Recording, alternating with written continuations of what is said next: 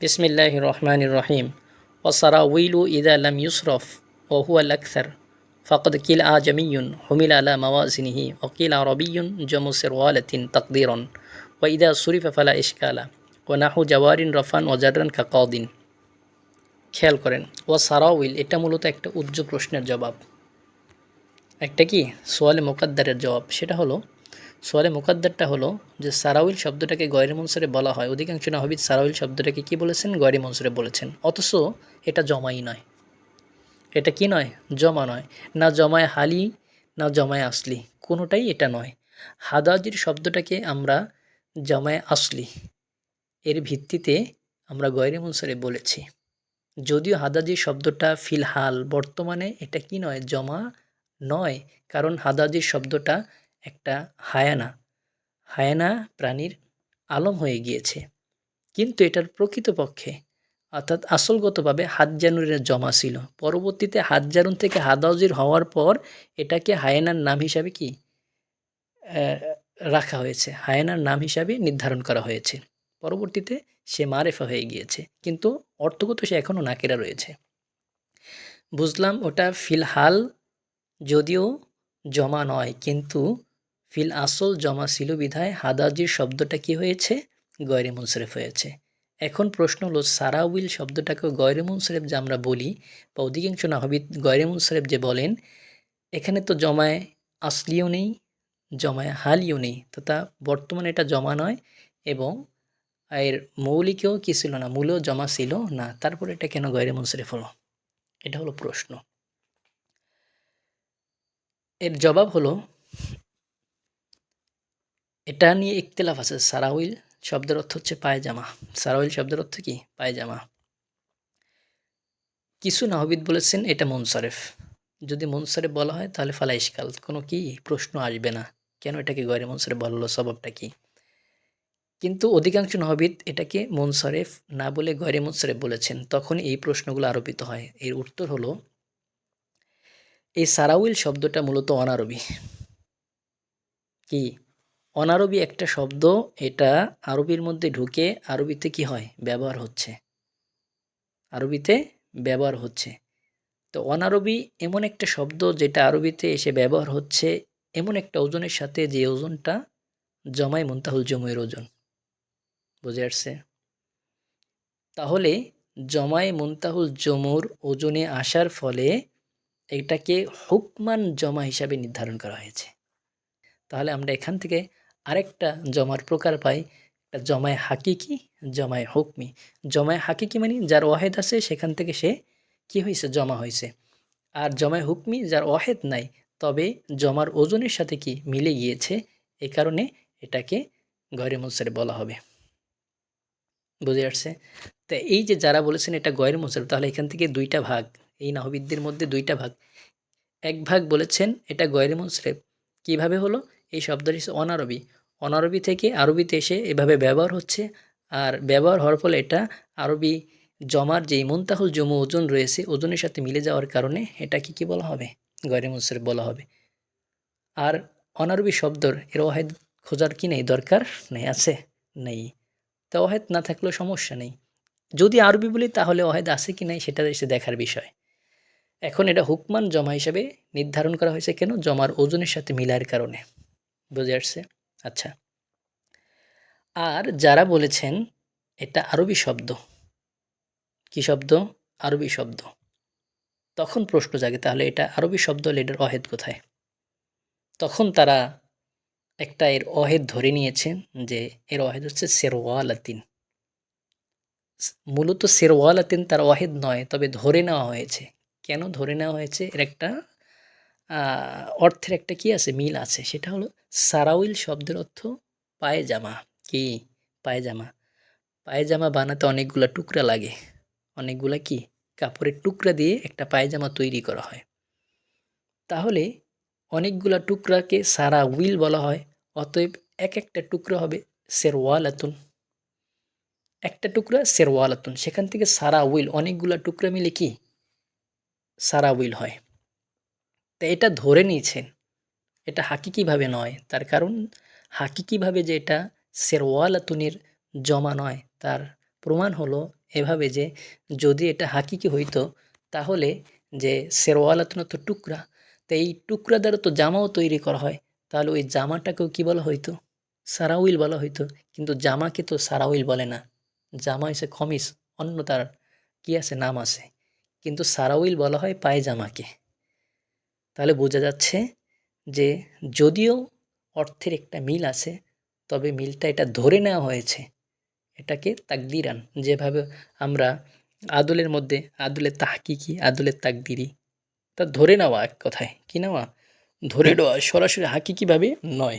তো অনুরূপভাবে এখানে সেরওয়ালাতুন থেকে সারাউইল, এই সেরওয়ালাতুন থেকে যে সারাউইল এসেছে এটা ধরে নেওয়া হয়েছে তাকদিরান। বুঝে আসছেনি?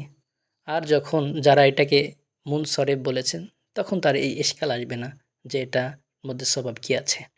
আচ্ছা, আমরা একটু এবারও তোর অর্থ দেখি। দেখেন, ও সারা উইলু ইদা লাম ইউসরিফ, ইজা লাম ইউসরফ, যখন এটাকে মুনসরেফ পড়া হবে না, অহুয়াল আকসার, আর এটাই কি অধিকাংশ নাহবিদদের মতামত, তথা এটা মুনসরেফ নয় বরং গয়রে মুনসরেফ। তাই কতিপয় নাহবিদ এটাকে মুনসরেফ বলেছেন।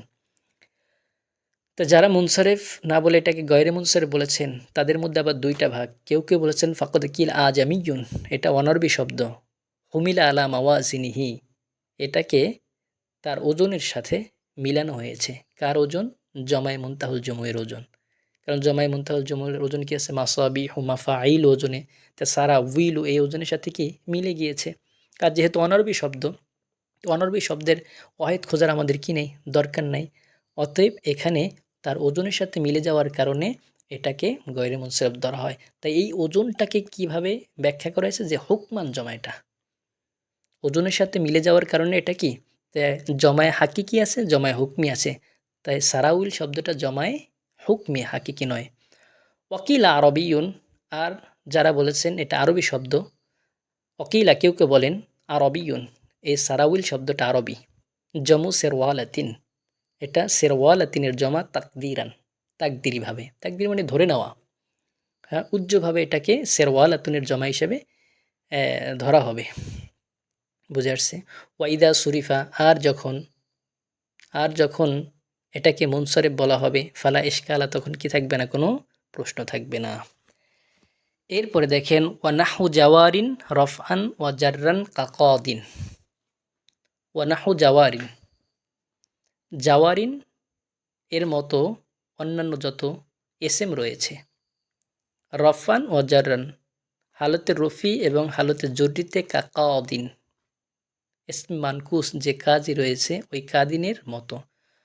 ইসমে মানকুসের হালতে নসবি এবং জরিতে ইয়া যেভাবে পড়ে যায়, তানবিন যেভাবে সে গ্রহণ করে, ঠিক অনুরূপভাবে জাওয়ারিনের মতো অন্যান্য এসএম, এগুলো হালতে নসবিতে ইয়া পড়ে যাবে এবং তানবিন গ্রহণ করবে।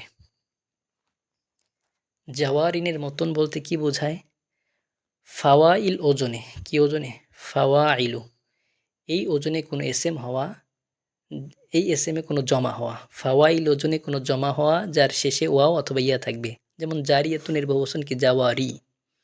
জারিয়াতুনের বহুবচন কি? জাওয়ারি। দাইয়াতুনের বহুবচন দাওয়াই। তাই জারিয়াতুনের বহুবচন জাওয়ারি, ফাওয়াইল ওজন হয়েছে, তার শেষে কি আছে? ইয়া আছে। তাহলে এই সমস্ত এসএমগুলা হালতে রফি এবং জটিতে কাজিনের মতন। একটা প্রশ্ন জাগতে পারে, এখানে আলোচনা হচ্ছে গয়রে মুনসরিফ নিয়ে, তো এখানে কাজিন এটা মুনসরিফের একটা কি উদাহরণ, তার সাথে এটাকে কেন আলোচনা করা হলো?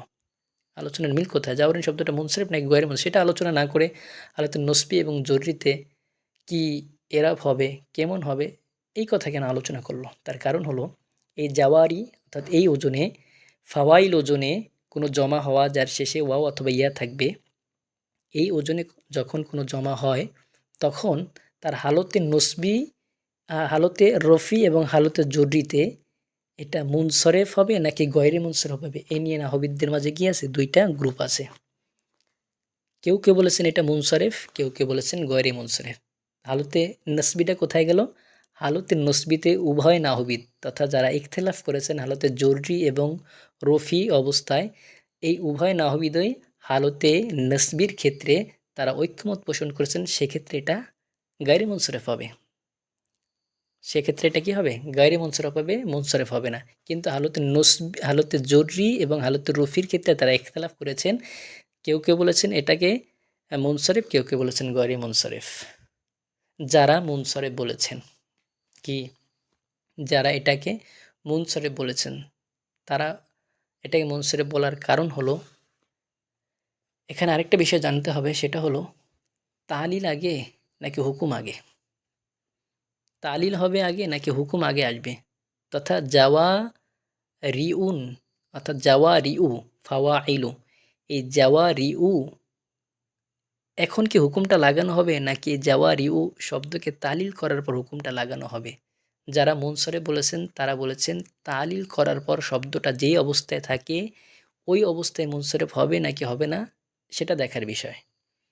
এখন এই জাওয়ারি দাওয়াই এই শব্দগুলোকে তালিল করার পর দেখা যায় জমাই মুনতাহুল জুমুর যে ওজন, সে ওজনটা বাকি থাকে না। তা বাকি না থাকলে তাহলে এটা কি হয়ে যাবে? মুনসারিফ হয়ে যাবে। তাই তারা নাহবিদরা বলেছেন হালতে জররি এবং হালতে রফিতে এটা মুনসারিফ। তালিলটা কীভাবে হয়েছে? জাওয়ারিউন, যেহেতু যারা বলেছেন মুনসারিফ, তাহলে তারা জাওয়ারিউন বলেছেন। মুনসারিফ যেহেতু, তাহলে জাওয়ারিউন, ইয়া হরকত বিশিষ্ট, তার পূর্বে কাজটা বিদে ইয়াকে সাকিন করা হলো, ফলে জাওয়ারিন হলো। নুন সাকিনকে তানবিনে পরিণত করা হলো, ফলে জাওয়ারিন হলো। ফলে কি হয়েছে? জাওয়ারিন। এখন এই জাওয়ারিন শব্দটা, তাহলে জাওয়ারি ওজনটা বাকি নেই, অতএব এটা কি হবে? মুনসারিফ হবে। আর যারা বলেছেন না, আগে হুকুম তারপরে তালিল, তো আগে হুকুম, তালিলের পূর্বে শব্দটা কি থাকে? জমাই মুনতাহুল জমুর ওজনে থাকে। তো জমাই মুনতাহুল জমুর ওজনে থাকার কারণে এটা হুকুম হয়ে যাবে, এটা কি? গয়রে মুনসারিফ। এটা কি? গয়রে মুনসারিফ। এখন তালিল করার পর হ্যাঁ দেখা যায় আরে কাজিনের সাথে মিলে যায়, তাই কাজিনের যেভাবে এরাব হবে সেভাবে সে এরাবটা গ্রহণ করবে। কিন্তু শব্দটা কি? গয়রে মুনসারিফ। শব্দটা কি? গয়রে মুনসারিফ। এখন তারা কিভাবে এটাকে তালিল করলেন? তারা তো বলেছেন গয়রে মুনসারিফ, তাই গয়রে মুনসারিফ জাওয়া রিউ, তারা কিভাবে এটা তানবিন তো হবে না, যেহেতু তারা কি বলেছেন? গয়রে মুনসারিফ বলেছেন, তা জাওয়া রিউ থেকে জাওয়ারিন কিভাবে হলো? এটা হয়েছে এভাবে যে জাওয়া রিউ আর কাসরায়ের পরে ইয়ার উপর পেশ উচ্চারণ কঠিন। কাসরায়ের পরে ইয়ার উপর পেশ উচ্চারণ কি? কঠিন। তো কঠিন হওয়ার কারণে পেশকে হজব করে দেওয়া হয়েছে। এখন এই যে পেশকে যে হজব করলো, ফলে জাওয়ারি হলো। পেশকে হজব করেছে এটা বোঝানোর জন্য শেষে একটা তানবিন নুনে সাকিন যুক্ত করা হলো। কি? নুন সাকিন, জাওয়ারিন। কেন এটাকে করা হলো? শব্দটাকে হালকা করার জন্য। কি? শব্দটাকে ওই ইয়া যে রয়েছে শেষ অক্ষরে, এই ইয়াটাকে ফেলে দেওয়ার জন্য এটাকে নুন সাকিনকে যুক্ত করা হলো। নুন সাকিন যুক্ত করে ইয়াটাকে হজব করা হলো। এরপরে নুন সাকিনকে তানবিন দ্বারা পরিণত করে জাওয়ারিন বলা হলো। বুঝে আসছে? হ্যাঁ, এটাই এখানে বলছে। আর হালতে নসবিতে কি? জাওয়ারিয়া, এটা গয়রে মুনসারিফ সবাই বলেছেন। হালতে নসবিটা আবার কাজিনের সাথে মিলালে হবে না, কারণ কাজিনের হালতে নসবিটা কাউজিয়ান হয়, রয়তো কাউজিয়ান, কিন্তু রয়তো জাওয়ারিয়া হবে, সেখানে আবার তানবিন হবে না। এটাই এখানে বলছেন মুসান্নেফ যে এই ইখতিলাফ থাকার কারণে সরাসরি এখানে তিনি একথা বলেন না যে এটা মুনসারিফ বা গয়রে মুনসারিফ। তিনি ইখতিলাফ থাকার ফলে তিনি এখানে বলেছেন নাহু জাওয়ারিন রফান ও জারান কা কাদিন, হালতে রফি এবং হালতে জরিতে কাজিনের মতন। আচ্ছা, আল্লাহুম্মা সাল্লি আলা সাইয়্যিদিনা